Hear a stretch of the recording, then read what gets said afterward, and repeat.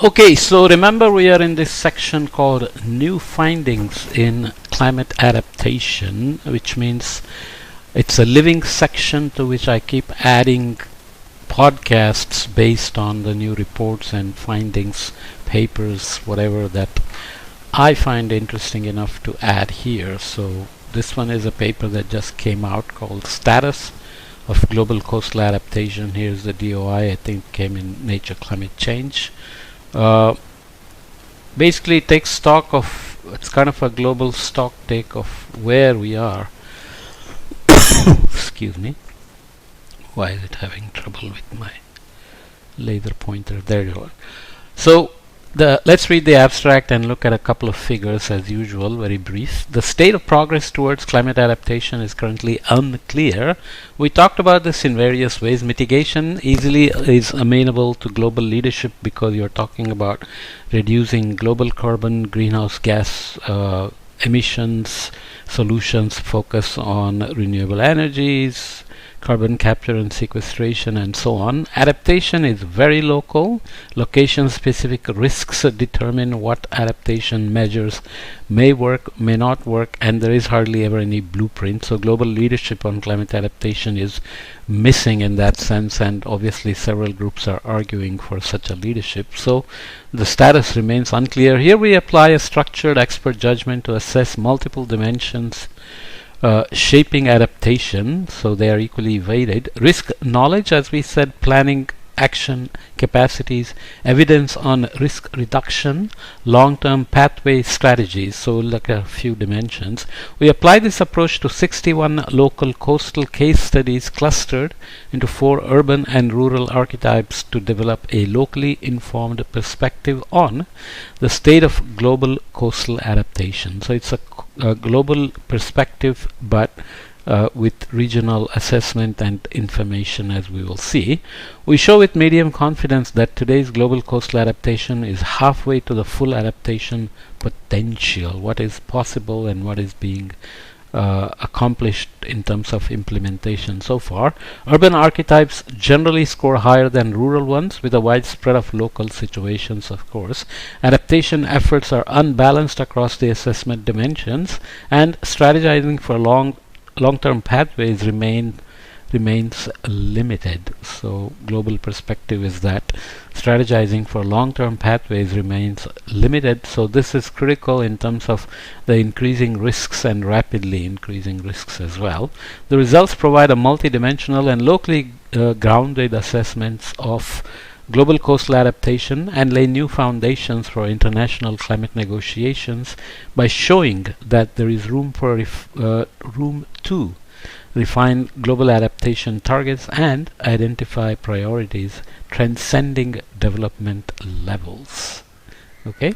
Methodological limitations and challenges ahead. The good paper provides these lot of text, so I will only read the highlights. Expert judgment approaches can complement assessments relying on quantitative indicators or national policy documents, and therefore contribute to addressing international policy calls for having complementary tools. Further applications of the gap track, which is the project which did it, however requires, so further applications of the gap track however require addressing 4 main limitations. Remember, monitoring, reporting, verification, evaluation, and making corrections when and where possible, and designing adaptation projects to be able to adapt to evolving risks or new information or new evaluations is very critical. But hard structures for adaptation like seawalls cannot easily be modified. So limitations of the study itself. Choosing the case studies is not always clear. So to what extent do the case studies represent the vast majority of local situations around the globe?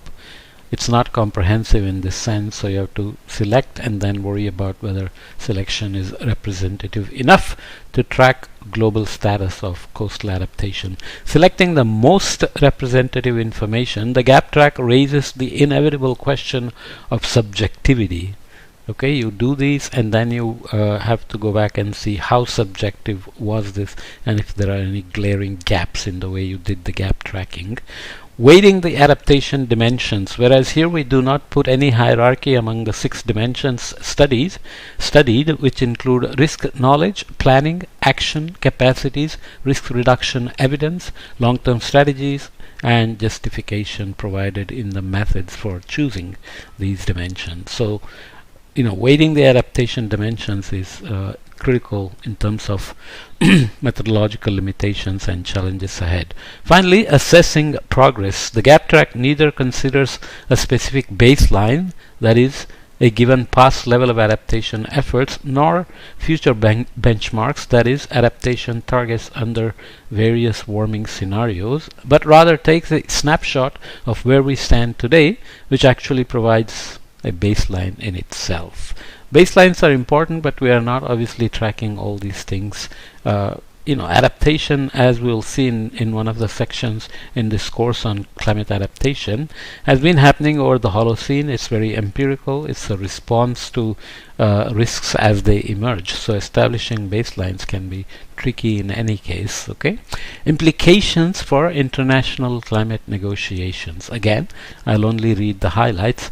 This paper touches on the live issue of in UNFCCC negotiations of determining the adequacy and effectiveness of adaptation action. In the global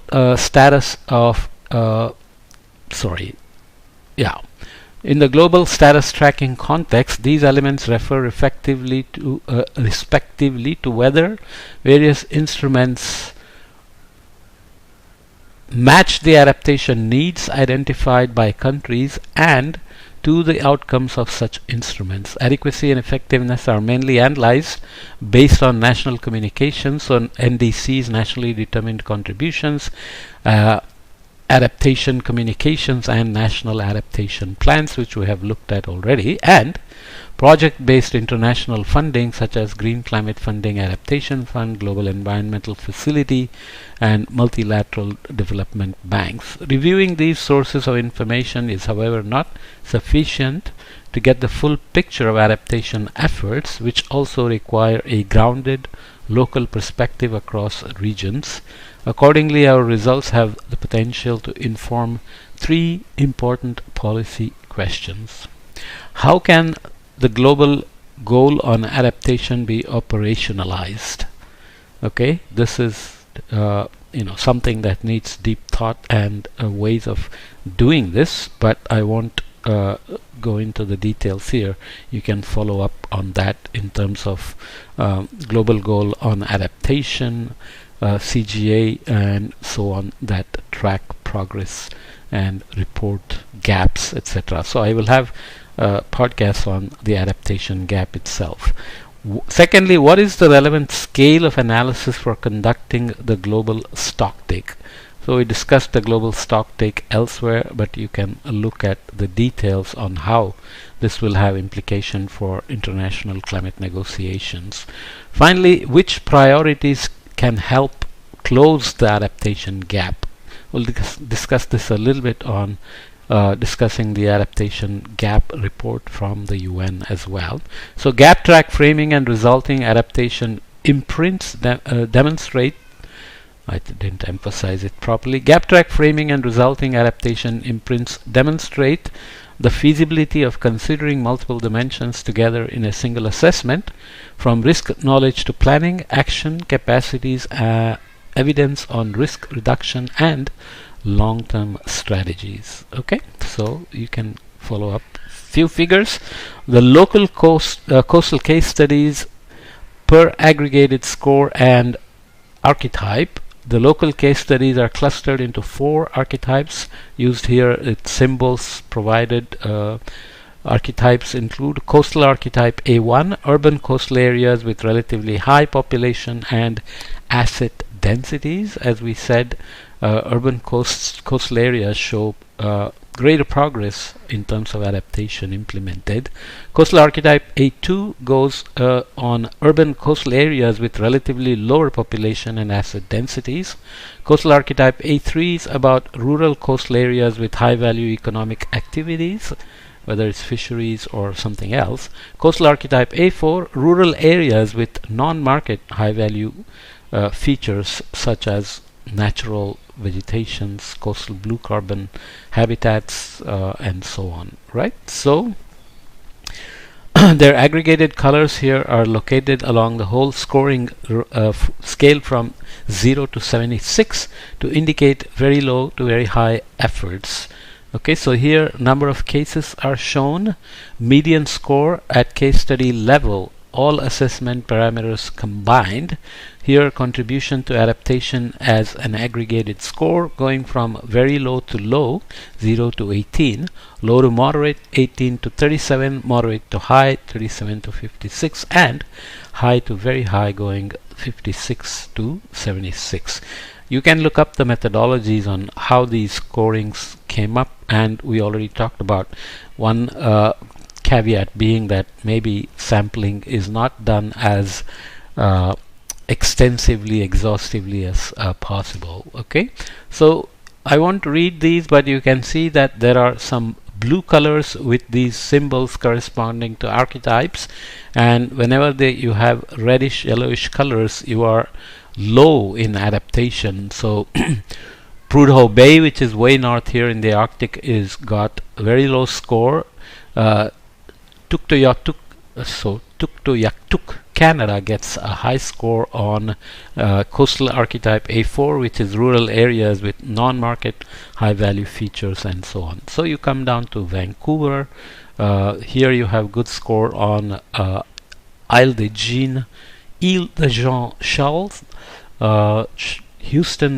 Charleston, North Carolina, and Halifax gets a good score, metropolitan Miami, Cuba, and so on. So it gives you a sense that Honolulu gets a decent score here, moderate to high. And if you look at Asia, the Konkan region of India and Mumbai, India get moderate to high scores. On the east coast you have Goramara, India, and Puri region of India getting reasonable scores, but lots of low and very low scores in many regions, especially over Africa. You have only Cape Town getting a good score and Durban getting a reasonable score. Europe gets mostly high scores. They are usually progressive, so that is a good sign. Australia generally gets high scores. Indonesia does fairly well, and so on. Okay, and New Zealand does fairly well for 3 archetypes as well. I'm not going into the details, but you can follow up each mapping of archetypes onto scores in terms of contribution to adaptation. Looking at the dimensions here, adaptation dimensions, we talked about knowledge on current and future climate risks, plans in place and implemented, adequate actions in place, human, institutional and financial capacities, evidence on actual climate risk reduction, which is very important in terms of monitoring, reporting and evaluation, and pathway-like approach to adaptation, design, implementation, financing, etc. Hopefully with long-term strategies as well. Contribution to adaptation progress is again scored from very low to very high, going from reddish colors to bluish colors here. So you can see each archetype again without going into details. Progress is made in some dimensions, again pathway, knowledge, risk at the local scale, locally led plans, locally led actions, sorry, capacities locally, and evidence of risk reduction. So you can see that these pie chart or whatever these have a certain name in this way, this depiction, which you can look up and show very well how progress is made in certain dimensions for each archetype. Okay, so generally if you look at this dimension here, knowledge risk at the local scale gets decent scores, whereas pathways get typically low scores in all archetypes. Fortunately, evidence risk gets decent scores for 3 archetypes, but not here in the rural coastal areas with high value economic activities and so on. Okay, so the confidence level is also indicated here in terms of low, medium and high, but I'm not going into those sorts of details that you can follow up. Okay. Finally, a global perspective, the global coastal adaptation imprint, the background circular color graduation illustrates the scoring system used. The non-shaded areas is called the adaptation imprint and reflects the level of adaptation efforts across the 6 overarching dimensions and 19 sub-dimensions that were assessed. It is designed based on the median scores obtained across the whole case study sample. So it's a global perspective in that sense with no weighting for the dimensions. Stars represent confidence levels, again, low to high. The remaining shaded areas represent the adaptation gap. E and V means exposure and vulnerability systems with SIST, and sources of data are provided. So again, adaptation dimensions and contribution to adaptation progress with the scores.